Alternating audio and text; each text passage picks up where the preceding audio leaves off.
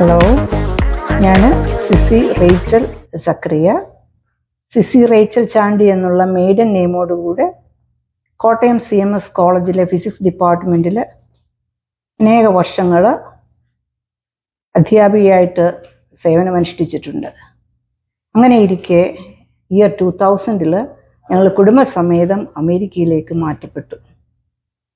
ഇവിടെ വന്നതിന് ശേഷവും അനേക വർഷങ്ങൾ 15 വർഷത്തോളം ഫിസിക്സ് അധ്യാപികയായി തുടരുവാനായിട്ട് സാധിച്ചു. ഇപ്പോൾ റിട്ടയർ ചെയ്ത് ടെക്സസിലുള്ള ഹ്യൂസ്റ്റണിൽ വിശ്രമ ജീവിതം നയിക്കുന്നു. ഹ്യൂസ്റ്റൺ സെൻറ് തോമസ് CSI ചർച്ചിലെ മെമ്പറാണ്. ചർച്ച് ആക്ടിവിറ്റീസിൽ പങ്കെടുക്കുകയും ചിലതിലൊക്കെയും നേതൃത്വം വഹിക്കുകയും ചെയ്തു വരുന്നു. പള്ളിയുമായി ബന്ധപ്പെട്ടുള്ള ബൈബിൾ ക്വിസ് ടീമിലെ അംഗമായിരിക്കുവാനും ഏതാനും ചില ബൈബിൾ ക്വിസ് കോമ്പറ്റീഷനിൽ പങ്കെടുക്കുവാനും എനിക്ക് സാധിച്ചിട്ടുണ്ട്. ഈ അടുത്തയിടെയായിട്ട് ഒരു ബൈബിൾ ക്വിസിന് വേണ്ടി പ്രിപ്പയർ ചെയ്യുകയുണ്ടായി. ആക്ട്സ് ഓഫ് അപ്പോസ്റ്റൽസ് NIV 2011 വേർഷനെ ആശ്രയിച്ച് ബേസ് ചെയ്തുകൊണ്ടാണ് ക്വിസ് നടക്കുന്നത്. സ്പെല്ലിങ്ങും കൗണ്ട് ചെയ്യും. അതുകൊണ്ട് തന്നെ മലയാളം ബൈബിള് ശീലിച്ചു വന്ന ഞാൻ മലയാളം ബൈബിളിലെ വാക്കുകൾ, പേരുകൾ വളരെ ശ്രദ്ധയോടുകൂടി തന്നെ ഇംഗ്ലീഷ് ബൈബിളുമായിട്ട് ഒത്തുചേർത്തുകൊണ്ട് പഠിക്കുവാനായിട്ട് ശ്രമിച്ചു. യാദൃശ്ചികമായിട്ട് അപ്പോൾ എൻ്റെ ശ്രദ്ധയിൽപ്പെട്ട ചില സംഗതികൾ സൂചിപ്പിക്കുവാനാണ് ഞാൻ ഉദ്ദേശിക്കുന്നത്. ഒന്നാമതായി എൻ്റെ ശ്രദ്ധയിൽപ്പെട്ടത് പല പേരുകളും അവയുടെ മലയാളം ഉച്ചാരണത്തിൽ തന്നെയാണ് ഇംഗ്ലീഷിൽ സ്പെല്ല് ചെയ്തിരിക്കുന്നത് എന്നുള്ളതാണ്. Even though it's pronounced in a different way in English. ഉദാഹരണമായി പറഞ്ഞാൽ ഷൗൽ എന്ന പേര് നാം കാണുന്നുണ്ട് മലയാളത്തിൽ. ഇംഗ്ലീഷിൽ അത് സ്പെല്ല് ചെയ്തിരിക്കുന്നത് SAUL, സൗൾ. പക്ഷെ പ്രൊനൗൺസ് ചെയ്യുന്നത് ഇംഗ്ലീഷിൽ Saul. Abraham is ABRAHAM, Ibrahim എന്ന് വായിക്കുന്നു. ദാവീദ് ഈസ് DAVID, ദാവിദ്.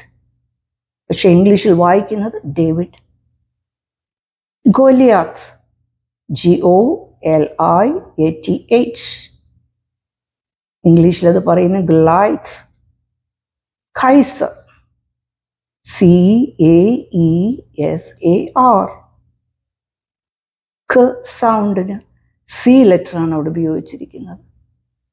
ഖൈസറിയ എന്ന സ്ഥലത്തെക്കുറിച്ച് വായിക്കുന്നു CAESAREA. സിസേറിയ എന്ന ഇംഗ്ലീഷിൽ നാം വായിക്കുന്നു. കിലിക്കിയ എന്നുള്ളൊരു സ്ഥലത്തെ കുറിച്ച് കേട്ടിരിക്കുന്നു. Spelling CILICIA. സിലീസിയ എന്ന് ഇംഗ്ലീഷിൽ വായിക്കുന്നു.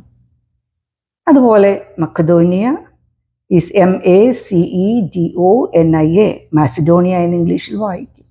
ഫൊയ്നീക്കിയ PHOENICIA, ഫൊയ്നീസിയ എന്ന് ഇംഗ്ലീഷിൽ വായിക്കുന്നുണ്ട്. സെലൂക്കിയ SELUCIA, സെലൂസിയ എന്ന് ഇംഗ്ലീഷിൽ. ഇങ്ങനെ പല പേരുകളും മലയാളത്തിലുള്ള അതേ ഉച്ചാരണത്തിൽ തന്നെ ഇംഗ്ലീഷിൽ സ്പെല്ല് ചെയ്തിരിക്കുന്നു. ഖന്തക്ക എന്ന ഒരു രാജ്ഞിയെക്കുറിച്ച് അപ്പോസ്തല പ്രവൃത്തികളിൽ നാം വായിക്കുന്നുണ്ട്. എത്യോപ്യ രാജ്ഞി. ഇംഗ്ലീഷിൽ അവരെക്കുറിച്ച് എഴുതിയിരിക്കുന്നത്, അവരുടെ സ്പെല്ല് ചെയ്തിരിക്കുന്നത് CANDACE, കാൻഡേസ് എന്ന് വായിക്കും. ഒന്നുകൂടെ ശ്രദ്ധിച്ച് ആ സ്പെല്ലിങ് വീക്ഷിച്ചപ്പോൾ CANDACE ഈസ് കണ്ടക് itself എന്ന് കണ്ടു. CAND കണ്ടക്, ACE കണ്ടക്. ബർണിക്ക എന്ന രാജ്ഞിയെക്കുറിച്ച് പറയുന്നുണ്ട്. ബർണീസ് എന്ന് ഇംഗ്ലീഷിൽ പറയും. പക്ഷെ സ്പെല്ലിങ് ശ്രദ്ധിച്ചാൽ BERNICE ഈസ് ബർണിക്.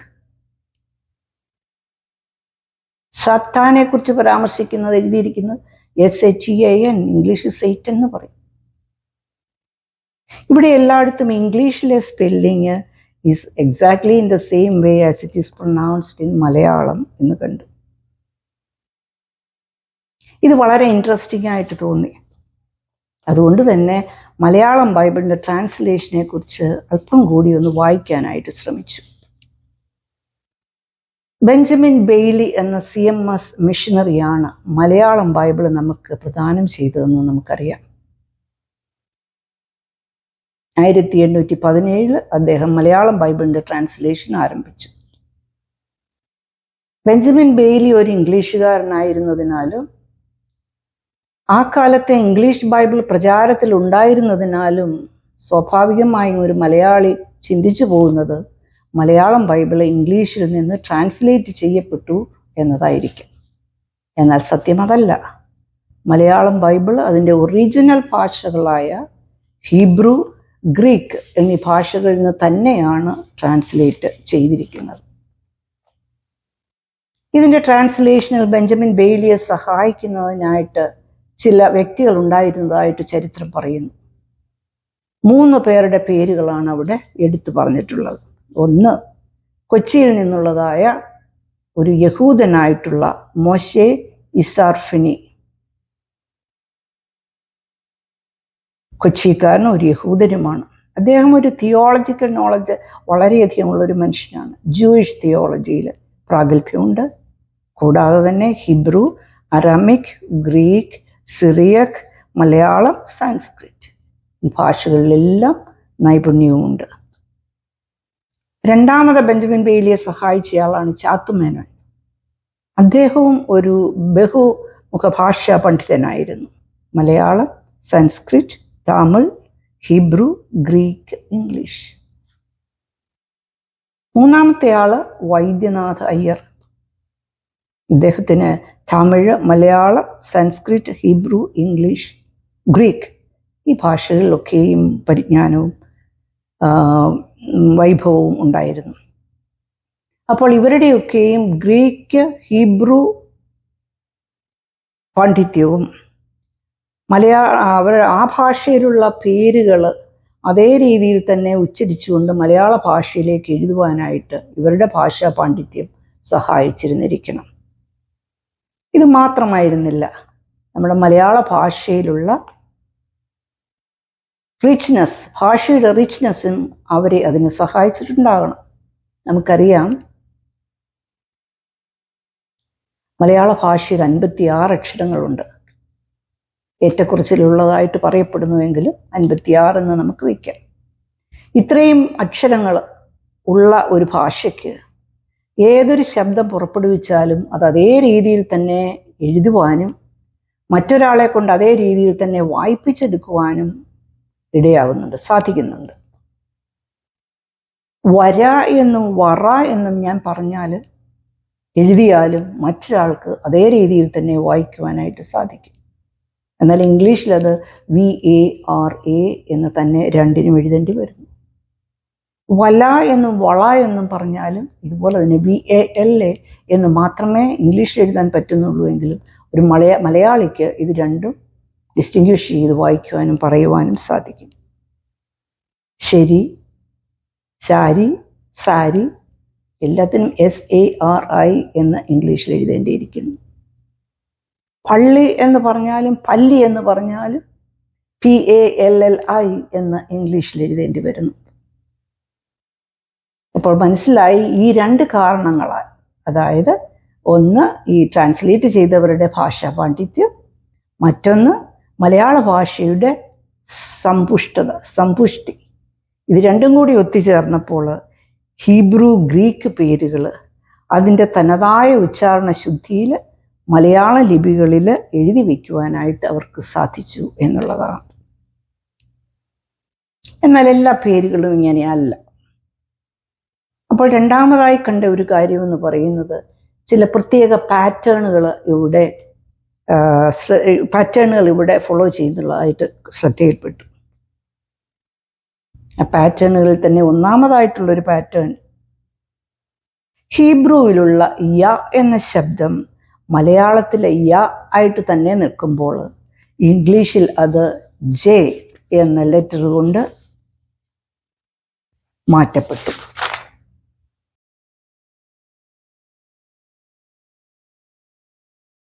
എക്സാമ്പിളായിട്ട് പറഞ്ഞാൽ യോശുവ എന്നുള്ള പേര് JOSHUA, ജോഷുവ.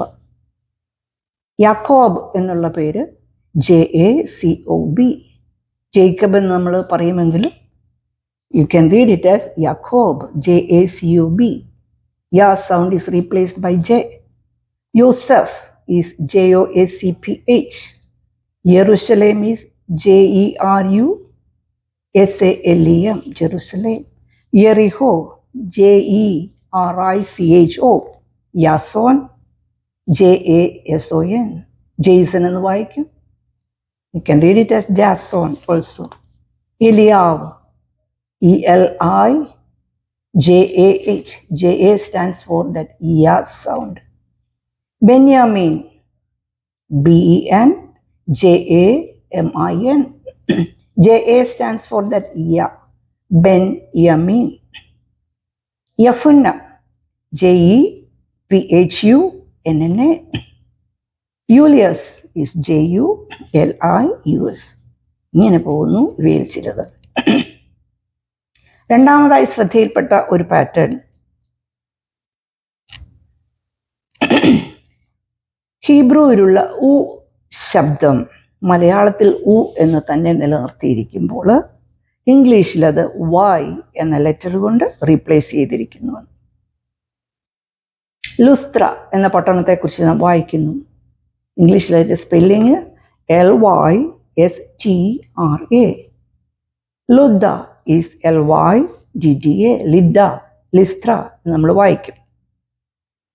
ലുദിയ എന്ന സ്ത്രീയെക്കുറിച്ച് വായിക്കുന്നു. സ്പെല്ല് ചെയ്തിരിക്കുന്നത് LYDIA. തുയത്തൈര പട്ടണക്കാരിയായിരുന്നു ലുദിയ എന്ന് വായിക്കുന്നു. തുയത്തൈര സ്പെല്ല് ചെയ്തിരിക്കുന്നത് TYATIRA. TYA is TUA, TIRA തൈര, തുയത്തൈര. മുസ്യ എന്ന പട്ടണം MYSIA, Myra MYRA. Lycaonia is LYCONIA. synagogue SYNAGOGUE. Surya is SYRIA. Cyprus, CYPRUS. സിക്ക് ഖ സൗണ്ട് കൊടുക്കുക, വൈക്ക് ഉ സൗണ്ട് കൊടുക്കുക. CY ഈസ് കുപ്രസ്, കുപ്രസ് എന്ന് തന്നെ നമുക്ക് വായിക്കാൻ സാധിക്കും. ഖുറേന് ഈ CYREN. ഇപ്രകാരം ഖ സൗണ്ട് ലെറ്റർ C കൊണ്ടും യാ സൗണ്ട് ലെറ്റർ J കൊണ്ടും ഉ സൗണ്ട് ലെറ്റർ Y കൊണ്ടും റീപ്ലേസ് ചെയ്താൽ ഒട്ടുമുക്കാലും പേരുകൾ നമുക്ക് ശരിയായിട്ട് ഇംഗ്ലീഷിൽ സ്പെല്ല് ചെയ്യുവാനായിട്ട് സാധിക്കും. എന്നാലും തികച്ചും വ്യത്യസ്തങ്ങളായിട്ടുള്ള പേരുകളും NIV വേർഷനിൽ വരുന്നുണ്ട്. അത് വളരെ ശ്രദ്ധയോടുകൂടി തന്നെ നോട്ട് ചെയ്ത് പഠിച്ചെങ്കിലേ സാധിക്കുകയുള്ളൂ. മലയാളം ബൈബിളിൽ കാണുന്ന ഈശാനമൂലൻ എന്നുള്ളൊരു കൊടുങ്കാറ്റിനെ ഇംഗ്ലീഷ് NIV വേർഷനിൽ പറയുന്നത് നോർത്ത് ഈസ്റ്റർ എന്നാണ്. ഈശാനമൂലൻ എന്നുള്ള വാക്കേ വരുന്നില്ല, നോർത്ത് ഈസ്റ്റർ എന്നാണ് പേര് കൊടുത്തിരിക്കുന്നത്. അതുപോലെ പോളും കൂട്ടരും മാൾട്ട ദ്വീപിലെത്തപ്പെട്ട് അവിടെ നിന്ന് രക്ഷപ്പെട്ട് വീണ്ടും യാത്ര തുടർന്ന് റോമിലേക്ക് പോകുമ്പോൾ കയറിയ കപ്പലിൻ്റെ ചിഹ്നം അശ്വനി ചിഹ്നം എന്ന് മലയാളം ബൈബിളിൽ പറയുമ്പോൾ ഇംഗ്ലീഷിലത് പറയുന്നത് കാസ്റ്റർ ആൻഡ് പൊളക്സ് എന്ന ട്വിൻ ഗോഡ്സിൻ്റെ സൈനോടുകൂടിയുള്ള കപ്പൽ എന്നാണ്. അതുപോലെ വ്യത്യസ്തമായി കണ്ടത് ലുസ്ത്രയിൽ പോളും ബർന്നബാസും എത്തിയപ്പോൾ അവരെ ദേവന്മാരെന്ന് വിചാരിച്ചുകൊണ്ട് അവർക്ക് ബുധൻ എന്നും ഇന്ദ്രൻ എന്നും പേരിട്ടുകൊണ്ട് അവിടെ ആരാധിക്കുവാനായിട്ട് ആളുകൾ ഒത്തുകൂടി. ഇംഗ്ലീഷിൽ അതിൽ പറയുന്നത് ഹെർമീസ് എന്നും സെയൂസ് എന്നും പേരുകൾ ഇട്ടു എന്നുള്ളതാണ്. അതുപോലെ നോക്കുമ്പോൾ പഴയ നിയമത്തിൽ മലയാളം ബൈബിളിൽ യാക്കോബ് എന്ന് കാണുന്ന പേരുകളൊക്കെയും ഇംഗ്ലീഷ് വേർഷനിൽ അത് JACOB എന്നാണ് ട്രാൻസ്ലേറ്റ് ചെയ്തിരിക്കുന്നത്. പുതിയ നിയമകാലമായപ്പോൾ യാക്കോബ് എന്ന് മലയാളം ബൈബിളിൽ കാണുന്ന പേരുകൾ ജെയിംസ് എന്നായിട്ട് മാറ്റപ്പെട്ടു. യേശുവിൻ്റെ സഹോദരൻ, ഹാഫ് ബ്രദർ ജെയിംസ്. യാക്കോബിൻ്റെ ലേഖനം, ലെറ്റർ ബൈ ജെയിംസ്. അതുപോലെ സെബദി മക്കളെക്കുറിച്ച് പറയുന്നുണ്ട്. യാക്കോബും യോഹന്നാനും എന്ന് മലയാളത്തിൽ പറയുമ്പോൾ അത് ജോൺ ആൻഡ് ജെയിംസ് എന്നാണ് ഇംഗ്ലീഷിൽ പറയുന്നത്. അപ്പം ഇങ്ങനെയുള്ള ചില താരതമ്യ പഠനങ്ങൾ ബൈബിൾ ക്വിസിനേക്കുള്ള പ്രിപ്പറേഷന് എന്നെ വളരെയധികം സഹായിച്ചു. ഇതിന് ശേഷം ബൈബിൾ ക്വിസ് പ്രിപ്പറേഷനിൽ സ്പെല്ലിങ് എനിക്കൊരു പ്രശ്നമേ ആയി തോന്നിയില്ല. നമ്മുടെ ബൈബിൾ ക്വിസ് അമേരിക്കയിൽ നടക്കുന്നതിനെക്കുറിച്ച് അല്പം ചില കാര്യങ്ങൾ സംസാരിക്കണമെന്ന് സെനി ആവശ്യപ്പെട്ടതിന് എനിക്ക് സന്തോഷമുണ്ട്. കാര്യം 1-2 അമേരിക്കയിൽ വന്നതിന് ശേഷം രണ്ട് മൂന്നല്ല അതിൽ കൂടുതൽ ക്വിസുകൾക്ക് ഞാൻ പങ്കെടുത്തിട്ടുണ്ട്. അപ്പോൾ അതിനെക്കുറിച്ച് എനിക്ക് സംസാരിക്കാനായിട്ട് സന്തോഷമുണ്ട്. നമ്മുടെ ഇവിടെ ഞാൻ മനസ്സിലാക്കിയെടുത്തോളം കാലം അതിൽ പങ്കെടുക്കുന്നവർ വളരെ ആത്മാർത്ഥമായിട്ട് അത് പഠിക്കുകയും മാസങ്ങളെടുത്ത് അത് നല്ലതായിട്ട് പഠിക്കുകയും ഒരു ഗ്രൂപ്പായിട്ട് ചേർന്ന് പഠിക്കുകയും അങ്ങനെ ആ പഠിച്ച് നമ്മൾ അവതരിപ്പിക്കുകയുമാണ് നമ്മൾ ഈ കോമ്പറ്റീഷന് ചെല്ലുമ്പോൾ ചെയ്യുന്നത്. ഇപ്പം ആ കോമ്പറ്റീഷൻ നല്ല മത്സരമായിട്ട് വന്നു തുടങ്ങിയിട്ടുണ്ട്. അതുകൊണ്ട് എല്ലാ ചർച്ചകളും വളരെ ഭംഗിയായിട്ടും ആത്മാർത്ഥമായിട്ടും പഠിച്ചിട്ടാണ് വരുന്നത്. പക്ഷേ അതിനകത്ത് ചില സംഗതികൾ ഞാൻ നോട്ട് ചെയ്തത്, മിക്കവാറും ഇതിനകത്ത് പങ്കെടുക്കുന്നവരെല്ലാവരും പ്രായമുള്ളവരാണെന്നുള്ളതാണ്. ആ പ്രായമുള്ളവരെല്ലാം മലയാളത്തിലുള്ള വേദപുസ്തകത്തിൽ നിന്ന് പഠിച്ച കാര്യങ്ങളാണ് അവരുടെ മനസ്സിൽ നിൽക്കുന്നതും. ഇവിടെ വെച്ചത് NIV-യിലേക്ക് നമ്മളത് ട്രാൻസ്ലേറ്റ് ചെയ്തിട്ടാണ് നമ്മളത് പഠിക്കും. അപ്പോൾ NIV വേർഷനും ഇതിനോടൊപ്പം NIV വേർഷനും മലയാളം വേർഷനും തമ്മിൽ സ്വല്പം വ്യത്യാസമുണ്ട്. ചില കാര്യങ്ങളൊക്കെ അതിനകത്ത് വ്യത്യാസമുണ്ട്. വാക്കുകളൊക്കെ പറയുന്നതിനകത്ത് ഇപ്പോൾ ഈശാൻ മൂലൻ എന്ന് കൊടുങ്കാറ്റെന്ന് പറയുമ്പം അതിനകത്ത് പറയുന്നത് നോർത്ത് ഈസ്റ്റേൺ എന്നാണ് പറയുന്നത്. NIV പറയുന്നത് നോർത്ത് ഈസ്റ്റേൺ എന്നാണ് പറയുന്നത്. അതേസമയത്ത് നമ്മുടെ മലയാളം വേദപുസ്തകത്തിൽ ഈശാൻ മൂലൻ എന്നാണ് പറയുന്നത്. അപ്പോൾ അങ്ങനെയുള്ള വാക്കുകളൊക്കെ നമ്മൾ മനസ്സിലാക്കണം. പിന്നെ ഞാൻ ഓർക്കുന്നു, ഈ പ്രിപ്പറേഷന് പ്രത്യേകിച്ച് ഞങ്ങൾ saint Thomas CSI church of greater ഹ്യൂസ്റ്റണിൻ്റെ പേരിലൊരു ക്വിസ് കോമ്പറ്റീഷൻ ഇവിടെ അറ്റ്ലാന്റയിൽ നടന്ന ഫാമിലി കോൺഫറൻസിലുണ്ടായിരുന്നു. അതിൽ ഞങ്ങൾ 7 പേരായിരുന്നു. വളരെ ആത്മാർത്ഥതയോടുകൂടും എന്തൊരു അസോസിയേഷൻ ആയിരുന്നു അറിയാം. അത് എല്ലാവരും നമ്മളത് പഠിച്ചു തുടങ്ങിയത് സൂമിലാണ്. അത് പഠിച്ചു തുടങ്ങി എല്ലാവരും കൃത്യസമയത്ത് തന്നെ എല്ലാ ദിവസവും ചൊവ്വാഴ്ച ദിവസങ്ങളിൽ ഞങ്ങൾ 8 മണിക്ക് അത് തുടങ്ങിയാൽ 8 മണിക്ക് തുടങ്ങിയ രാത്രി 9:30-10 മണിയായിട്ടാണ് തുടങ്ങുന്നത്. അപ്പം ഞാനും സിസി ആ സമയത്ത് നാട്ടിൽ പോയിട്ട് ഞങ്ങൾ അത് ഇനീഷ്യേറ്റീവ് എടുത്തിട്ട് എല്ലാവരും കൂടി ഇനീഷ്യേറ്റീവ് എടുത്തിട്ട് കൃത്യം 8 മണി, ഇവിടുത്തെ 8 മണി എന്ന് പറയുമ്പോൾ അവിടുത്തെ രാവിലെ 6:30. ഞങ്ങൾ അതിന് ഒരു ദിവസം പോലും മുടക്കാതെ കഴിഞ്ഞ് 2-2.5 മാസമായിട്ട് ഞങ്ങൾ കൃത്യമായിട്ടത് പഠിച്ചിട്ടാണ് ഞങ്ങൾ ആ കാര്യങ്ങൾ മുമ്പോട്ട് കൊണ്ടുപോകാനായിട്ട് എനിക്ക് പറ്റിയത്. ആകെ 28 ചാപ്റ്റർ ഉണ്ടായിരുന്നു അപ്പോസ്തല പ്രവൃത്തികളിൽ. ആ 28 ചാപ്റ്റർ ഞങ്ങൾ ഒരു മാസം കൊണ്ട് തീർക്കണമെന്നുള്ള ഒരു ലക്ഷ്യത്തോടു കൂടി അത് ഡിവൈഡ് ചെയ്തു. 6 ചാപ്റ്റർ വീതം വെച്ച് 4 ആഴ്ചകളിലായിട്ട് 7 ചാപ്റ്ററുകൾ വെച്ച് 4 ആഴ്ചകളിൽ പഠിച്ചു തീർക്കാനുള്ള ശ്രമം നടത്തി. ഓരോ ആഴ്ചയിലും കൃത്യമായിട്ടത് വായിക്കുകയും അതിൻ്റെ നോട്ട്സ് ഉണ്ടാക്കുകയും ചെയ്തു. എല്ലാവരും തന്നെ നോട്ട്സ് ഉണ്ടാക്കിയതിന് ശേഷമാണ് വരുന്നത്. എന്നതിന് ശേഷം നമ്മൾ വീണ്ടും അതിനെക്കുറിച്ചൊരു ഡിസ്കഷനാണ്. ക്വസ്റ്റ്യനുകളും അതുപോലെ പ്രിപ്പയർ ചെയ്യുക. അപ്പം ക്വസ്റ്റ്യൻ ചോദിക്കുക, എല്ലാവരും കൂടെ ആൻസർ ചെയ്യുക. അങ്ങനെ ഒരു ഡിസ്കഷനിലൂടെയാണ് പോയത്. തന്നെയല്ല, ഓരോരുത്തരും ശ്രദ്ധയോടെ വായിക്കുകയും നോട്ട്സ് ഉണ്ടാക്കുകയും ചെയ്തിരുന്നു എന്നുള്ളതാണ് ശ്രദ്ധേയമായിട്ടുള്ള കാര്യം. വളരെ വളരെ ശ്രദ്ധയോടുകൂടി തന്നെ ഞങ്ങൾ ആ 2-3 മാസത്തോളം അത് പഠിക്കുവാനായിട്ട് ശ്രമിച്ചു. പക്ഷേ അതിനകത്തുള്ള പേര് പ്രത്യേകം പറയുന്ന ഞാൻ സക്രിയാവുമൻ ഉണ്ടായിരുന്നു, സിസി ഉണ്ടായിരുന്നു, അതുപോലെ തന്നെ അച്ഛൻ്റെ കൊച്ചമ്മ അനി ബെന്നി ഉണ്ടായിരുന്നു, ഡോക്ടർ ബീന മാത്യു ഉണ്ടായിരുന്നു, അതുപോലെ തന്നെ ഷൈനി സെനി ഉണ്ടായിരുന്നു, പിന്നെ Suju Abraham, പൊന്നച്ചൻ്റെ wife Shiju Abraham, ഇവരെല്ലാം അതിനകത്തുണ്ടായിരുന്നു. എല്ലാവരും പങ്കെടുത്തു. അപ്പം ഞങ്ങൾ അതിൻ്റെ ആ ക്വസ്റ്റ്യൻ ഇപ്പോൾ ആദ്യത്തെ ഞങ്ങൾ 2-2.5-3 മാസം മുമ്പ് തുടങ്ങിയാൽ തന്നെ ആദ്യത്തെ ഒരു മാസം ഞങ്ങളത് 7 ചാപ്റ്റർ ഒരാഴ്ച കൊണ്ട് തീർത്തിട്ട് വീണ്ടും സെക്കൻഡ് മന്ത് വന്നപ്പോഴത്തേക്ക് വീണ്ടും റെപ്പറ്റീഷനായി തുടങ്ങി. ആ റെപ്പറ്റീഷൻ വീണ്ടും 3-ാമത്തെ മാസം 3rd ടൈമിൽ റെപ്പറ്റീഷൻ തുടങ്ങി. പിന്നെ ക്വസ്റ്റ്യൻ ഉണ്ടാക്കുന്ന ഓരോരുത്തരും ഓരോ ടൈപ്പ് ക്വസ്റ്റ്യൻ ഉണ്ടാകുക. ഹൂ ഈസ് ഹൂ എന്ന് പറഞ്ഞ ഒരാൾ ക്വസ്റ്റ്യൻ ഉണ്ടാക്കുക. അതുപോലെ തന്നെ വേറൊരാൾ ക്വസ്റ്റ്യൻ ഉണ്ടാക്കുക. അതുപോലെ തന്നെ ഫിൽ ഇൻ ദ ഗ്യാപ്സ് വേറൊരാൾ ക്വസ്റ്റ്യൻ ഉണ്ടാക്കുക. അങ്ങനെ ഓരോരുത്തരും ഓരോ ഡിഫറെൻറ്റ് ടൈപ്പ് ഓഫ് ക്വസ്റ്റ്യൻസ് ഉണ്ടാക്കി അത് പ്രിപ്പയർ ചെയ്ത് അത് ഞങ്ങൾ പഠിച്ച് അങ്ങനെ കൃത്യമായിട്ട് പഠിച്ചിട്ട് വളരെ സിൻസിയറായിട്ട് പഠിച്ചിട്ടാണ് ആ കോമ്പറ്റീഷൻ ഏൽപ്പിച്ച ജോലികൾ ഭംഗിയായിട്ട് അത് ഞങ്ങൾ ചെയ്യാനായിട്ട് ശ്രമിച്ചു. പക്ഷെ ഞങ്ങൾക്ക് അതിനകത്തുള്ള ഒരു ബുദ്ധിമുട്ടെന്ന് പറഞ്ഞാൽ ഇത് ഇവിടെ മാത്രമല്ല, അമേരിക്കയിൽ നടത്തുന്ന ക്വിസ് കോമ്പറ്റീഷനിലൊക്കെ ഞാനീ പറഞ്ഞ പോലെ NIV വേർഷൻ എന്ന് പറയുകയും മലയാളം കൂടെ ഉണ്ട്. ഇത് രണ്ടും കൂടെ കമ്പൈൻ ചെയ്താണ് വരുന്നത്.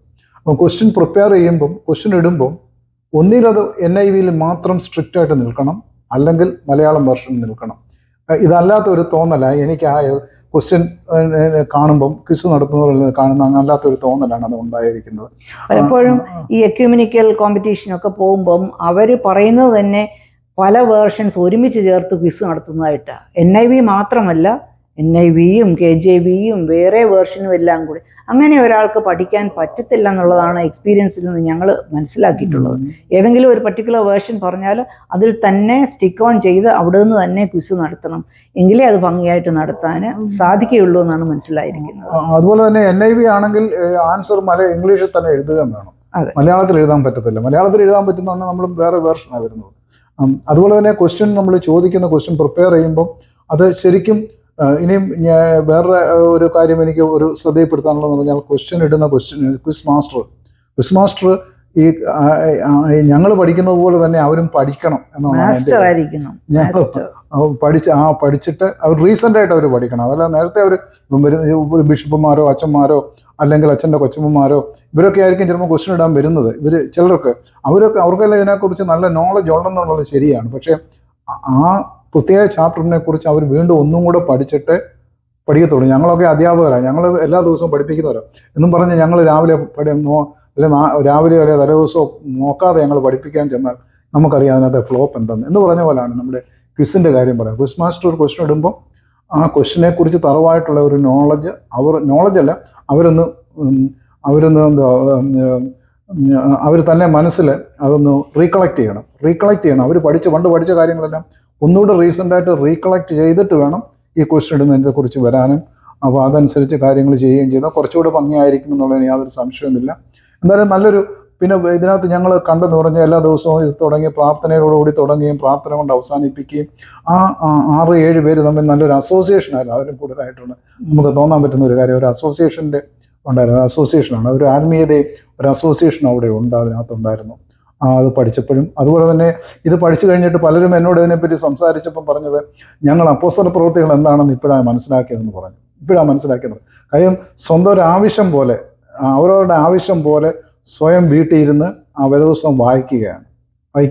മറ്റേ നമ്മൾ വേദപുസ്തകം വായിക്കാൻ പറഞ്ഞാൽ നമ്മൾ പ്രാർത്ഥനയിലോ അല്ലെങ്കിൽ വേറെ കൂട്ടായ്മ യോഗത്തിലോ ഏതെങ്കിലും ഒരു ഭാഗം എടുത്തൊന്ന് പെട്ടെന്ന് നമ്മളോട് വായിക്കാൻ പറഞ്ഞാൽ നമ്മളങ്ങ് ഓടിച്ച് വായിക്കും, നമ്മൾ മനസ്സിരുത്തി ഒന്നുമല്ല വായിക്കും. അതേസമയം ഇതല്ല, ഇത് നമ്മുടെ ആവശ്യമാണ്. ഇതിനകത്ത് നിന്ന് ആ ക്വസ്റ്റ്യൻ വരും, ഈ ക്വസ്റ്റ്യൻ എനിക്ക് ആൻസർ ചെയ്യണം. അപ്പോൾ അതനുസരിച്ച് അത് ശരിക്കും പഠിക്കാനും മനസ്സിലാക്കി നമ്മുടെ ഹൃദയത്തിൽ സംഗ്രഹിച്ചുകൊണ്ട് പഠിക്കാനും മനസ്സിലാക്കാനും ഓർമ്മയിൽ നിർത്താനും ഉള്ള ശ്രമത്തിലാണ്. അതുകൊണ്ട് പുസ്തക പ്രവൃത്തികൾ മനസ്സിലാക്കാനും നമുക്ക് സാധിക്കും. അതുപോലെ തന്നെ ഓരോ ചാപ്റ്ററിലും എന്താണ് പരാമർശിച്ചിരിക്കുന്നത് എന്നുള്ളത് വളരെ ശ്രദ്ധയോടെ മനസ്സിലാക്കുവാൻ സാധിച്ചു. ചാപ്റ്റർ വൈസ് ഇന്ന ചാപ്റ്ററിൽ എന്ത് പറയുന്നു എന്നുള്ളത് ശ്രദ്ധയോടെ പഠിക്കാനും ഓർമ്മയിൽ വെക്കാനും ഞങ്ങൾക്ക് സാധിച്ചു. പൊതുവായ കാര്യങ്ങൾ മാത്രമല്ല, ഇങ്ങനെ കൃത്യമായിട്ട് പഠിക്കുവാനായിട്ട് ശ്രമിച്ചു. അത് ഏറെക്കുറെ സാധിച്ചു എന്ന് വേണമെങ്കിൽ പറയാം. അപ്പോൾ നമ്മൾ ഇത്രയും പ്രായമായിട്ട് ഇത്രയും വർഷമായെന്ന് പറഞ്ഞാലും ശരിക്കും കഴിഞ്ഞ ദിവസം അപ്പോസ്തല പ്രവൃത്തികൾ ശരിക്കും നമുക്കെല്ലാം മനസ്സിലായി. അതിനകത്ത് പത്രോസും യോഹന്നാനും എന്താണ് ചെയ്തത്, അത് കഴിഞ്ഞിട്ട് പൗലോസ് എന്താണ് ചെയ്തത്, അത് കഴിഞ്ഞ് പൗലോസിൻ്റെ റോമിലേക്കുള്ള യാത്ര, കാരാഗ്രഹം, പൗലോസിൻ്റെ വിസ്താരം, പൗലോസും അതുപോലെ അതിനകത്ത് വേറെ ചിലരൊക്കെ വന്നിട്ടുണ്ട്, ഫിലിപ്പ് വരുന്നുണ്ട്, അതുപോലെ സ്റ്റീഫൻ വരുന്നുണ്ട്. ഇവരുടെയൊക്കെ ദൗത്യങ്ങൾ എന്താണ്, ഇവരൊക്കെ ഓരോ സ്ഥലത്ത് ചെയ്തതെന്താണ്, ഓരോ സ്ഥലത്തും എങ്ങനെയാണ് ചർച്ച് തുടങ്ങിയത്, ചർച്ച് തുടങ്ങുമ്പോൾ എത്ര പേരെയാണ് എടുത്തത്. 7 പേരെ എടുത്തതായിട്ടാണ് എല്ലായിടത്തും കാണുന്നത്. കാര്യം നല്ലൊരു നമ്പറാണ് 7 പേരെ എടുത്തു, 70 പേരെ തിരഞ്ഞെടുത്തു, അങ്ങനെയാണ് തുടങ്ങുന്നത്, പലയിടത്തും തുടങ്ങുന്നത്. അപ്പോൾ ആദ്യ നാളുകളിൽ അന്ന് അച്ഛന്മാരോ അല്ലെങ്കിൽ ബിഷപ്പുമാരോ അങ്ങനെയുള്ളവരാരും ഇല്ല ചർച്ച് തുടങ്ങി. എല്ലാവരും ലേമൻസ് ആണ് ചർച്ച തുടങ്ങി. ലേമൻസ് ഓരോരുത്തരത്ത് കൂടിയിരിക്കുന്ന ജനങ്ങൾ, വിശ്വാസികൾ ഒന്നിച്ചു കൂടി അവരാണ് ഓരോ കാര്യങ്ങളും ഓരോ ചർച്ചും ഓരോരുത്തരത്ത് തുടങ്ങാനായിട്ടുള്ള. Of course there is a leadership from the part of the holy സ്പിരിറ്റിൻ്റെ ഒരു ലീഡർഷിപ്പ് ഉണ്ട്. ഹോളി സ്പിരിറ്റ് പറയുന്നതനുസരിച്ചാണ് പലരും പല കാര്യങ്ങളും ചെയ്തതെങ്കിൽ തന്നെ ജനങ്ങൾ ഒന്നിച്ചു വന്ന് അവർ സംസാരിച്ചിട്ട് അവർ ആണ് സഭ പലയിടത്തും തുടങ്ങിയത്. ഇങ്ങനെയുള്ള സംഗതികളൊക്കെ കൃത്യമായിട്ട് നമ്മൾ ഒരു ചർച്ച് തുടങ്ങുന്ന ഒരു കൂടുതൽ സ്ഥിരമായിട്ടും എൻ്റെ അഭിപ്രായത്തിൽ അപ്പോസ്തല പ്രവൃത്തികൾ ആദ്യം പഠിക്കേണ്ടത്. എങ്ങനെയാണ് ചർച്ച് തുടങ്ങിയത്, എങ്ങനെയാണ് മൂപ്പന്മാരുണ്ടായത്, എൽഡേഴ്സ് എങ്ങനെയാണ് ഉണ്ടായത്, എങ്ങനെയാണ് അച്ഛന്മാരുണ്ടായത്, അങ്ങനെയൊക്കെയുള്ള കാര്യങ്ങൾ അതിനകത്ത് വളരെ കൃത്യമായിട്ട് പറഞ്ഞിട്ടുണ്ട്. എങ്ങനെ ആയിരിക്കണം എന്ന് പറഞ്ഞിട്ടുണ്ട്. പൗലോസ് അപ്പോസ്തലൻ അതിനകത്ത് പറഞ്ഞിട്ടുണ്ട്, ഞാൻ എൻ്റെ കയ്യിൽ നിന്ന് ജോലി ചെയ്താണ് ഈ കാര്യങ്ങളെല്ലാം ചെയ്തത്. വേറെ ആരുടെയും പൈസ സ്വീകരിച്ചല്ല ചെയ്തത്. നമ്മൾ പഠിക്കേണ്ട ഒരു കാര്യങ്ങളാണ്, നമ്മുടെ പള്ളിയിൽ നമ്മൾ പഠിക്കേണ്ട കാര്യങ്ങളാണ്. നമ്മൾ ആരുടെയും പൈസ മേടിച്ചല്ല നമ്മൾ ചെയ്യേണ്ടത്. നമ്മൾ സ്വന്തമായിട്ട് ജോലി ചെയ്ത് നമ്മൾ തന്നെ സുവിശേഷ വിലയ്ക്ക് വേണ്ടി നമ്മൾ തന്നെ പ്രവർത്തിക്കാം. നമ്മൾ വേറെ ആർക്കും കൊടുക്കുകയും വേണ്ട. നമ്മുടെ പ്രവർത്തനം നമ്മൾ കൊടുത്താൽ മതി, അല്ല നമ്മൾ വേറെ ആരോടും സംഭാവന സ്വീകരിക്കേണ്ട കാര്യമില്ല. ഇതൊക്കെ നമ്മൾ പല കാര്യങ്ങൾ, ഒത്തിരി കാര്യങ്ങൾ നമ്മൾ സഭ നടത്തുന്നതിനെ കുറിച്ച് ഒത്തിരി കാര്യങ്ങൾ അപ്പോസ്തല പ്രവൃത്തികളിൽ നമുക്ക് പഠിക്കാൻ പറ്റും. ക്വിസിന് പ്രിപ്പയർ ചെയ്യുമ്പോൾ പ്രായം ഒരു പരാധീനത തന്നെയാണ് കേട്ടോ. ചെറുപ്പകാലത്ത് നമ്മൾ ഒരു പ്രാവശ്യം അല്ലെങ്കിൽ 2 പ്രാവശ്യം വായിച്ചാൽ മനസ്സിൽ നിൽക്കുമായിരുന്ന സംഗതികൾ ഇന്ന് 4 പ്രാവശ്യം വായിച്ച് റിപ്പീറ്റ് ചെയ്തെങ്കിൽ മാത്രമേ മനസ്സിൽ നിൽക്കുന്നുള്ളൂ. അത് ശരിക്കും മനസ്സിലാകുന്നുണ്ട് ഈ സമയങ്ങളിൽ ക്വിസിന് വേണ്ടി പ്രിപ്പയർ ചെയ്യുമ്പോൾ. എന്നിരുന്നാലും പലതവണ കൊണ്ടുള്ള പഠനത്തിൽ നമുക്ക് പിടിച്ചു നിർത്താനായിട്ട് സാധിക്കും. ക്വസ്റ്റ്യൻസ് പ്രിപ്പയർ ചെയ്യുന്നതിനെ പറ്റി എന്തെങ്കിലും പറയാനുണ്ടോ? ക്വസ്റ്റ്യൻസ് പല ടൈപ്പ് ഓഫ് ക്വസ്റ്റ്യൻസ് ആണ് പ്രിപ്പയർ വരാവുന്നത്. അത് ഫോക്കസ് ചെയ്ത് ഞങ്ങൾ ഓരോരുത്തരും ഓരോ ടൈപ്പ് ക്വസ്റ്റ്യൻസ് പ്രിപ്പയർ ചെയ്യാനായിട്ട് അവരെ അങ്ങ് അസൈൻ ചെയ്തു. അതിപ്പം മുമ്പ് സൂചിപ്പിച്ചായിരുന്നു, ഹൂ ടു ഹൂം, ആരാരോട് പറഞ്ഞു എന്നുള്ള രീതിയിലുള്ള ക്വസ്റ്റ്യൻസ്. പിന്നെ അല്ലെന്ന് വരിയില്ല വലിയ പ്രധാനപ്പെട്ട വാക്യങ്ങൾ ഫിൽ ഇൻ ദ ബ്ലാങ്ക്സ് എന്ന് പറഞ്ഞു കൊടുത്തുകൊണ്ട് അത് വേറൊരു സെറ്റ് ഓഫ് പീപ്പിൾ അത് കണ്ടുപിടിക്കുക. നമ്പേഴ്സിനെ കുറിച്ചുള്ള ക്വസ്റ്റ്യൻസ് വേറൊരാൾ ഫോക്കസ് ചെയ്യുക.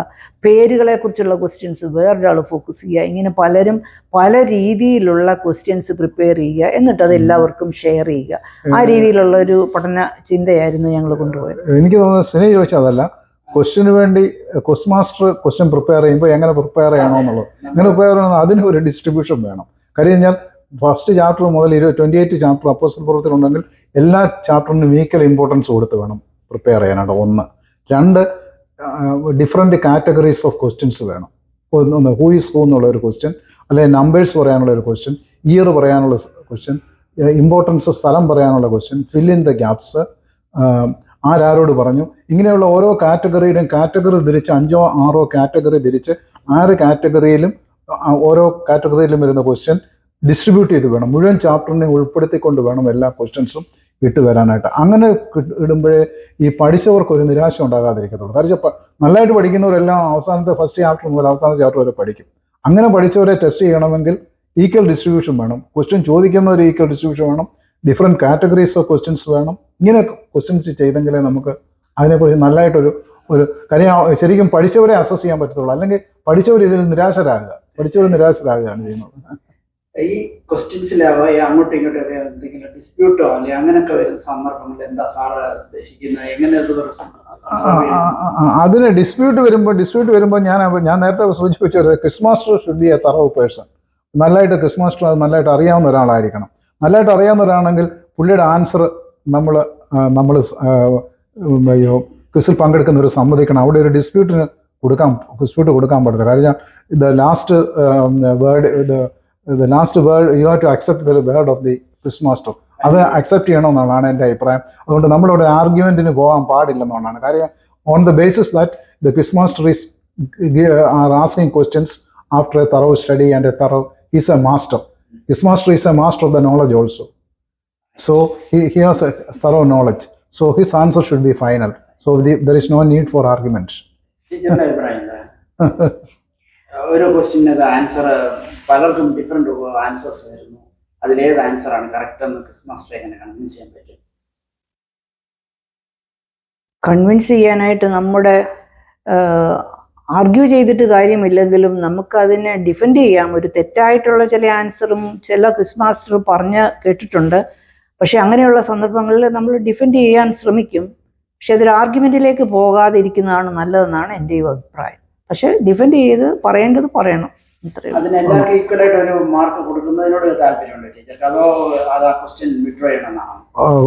ഒന്നേ കൊടുക്കുകയാണെങ്കിൽ എല്ലാവർക്കും ഈക്വൽ മാർക്ക് കൊടുക്കുക, അല്ലെ ക്യാൻസൽ ചെയ്യണം. അത് ഞാനൊരു ക്വസ്റ്റ്യൻ പറയാം. കാര്യം പൗലോസിനെ യെരുശലേമിൽ നിന്ന് അറസ്റ്റ് ചെയ്തതിനു ശേഷം കൊണ്ടുപോയത് എങ്ങോട്ടാണെന്നുള്ളൊരു ചോദ്യം ചോദിക്കുകയാണെങ്കിൽ റോമിലേക്കാണ് കൊണ്ടുപോയത്.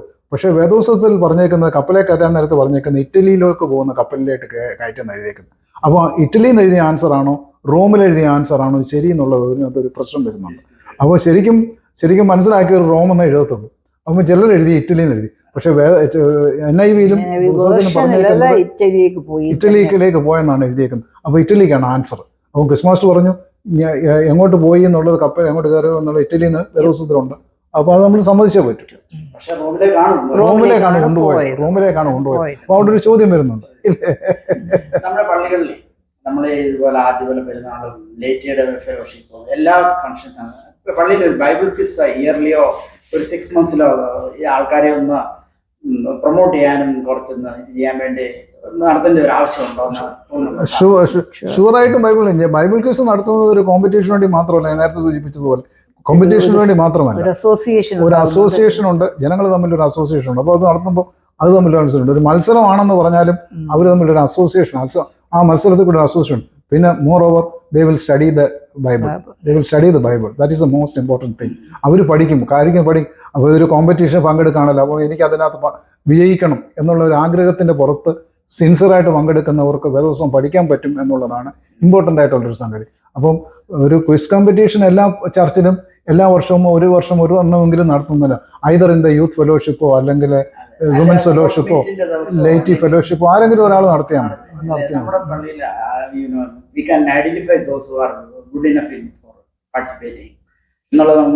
മനസ്സിലാക്കാൻ പറ്റും. കഴിഞ്ഞ പ്രാവശ്യം തന്നെ പക്ഷെ നമ്മുടെ പള്ളിയിൽ കഴിഞ്ഞ പ്രാവശ്യം വുമൻസ് ഫെലോഷിപ്പുകാരൊന്നും നടത്തി. പക്ഷെ നടത്തിയെങ്കിലും നേരത്തെ ഒന്നും പറയാതെ പെട്ടെന്ന് അവരങ്ങ് നടത്തുമായിരുന്നു. അതായത് അതുകൊണ്ടൊരു പ്രിപ്പറേഷൻ ഒന്നും വലുതായിട്ട് വന്നില്ല. വാസ്തവത്തിൽ അതിന് സമയം കൊടുക്കണം.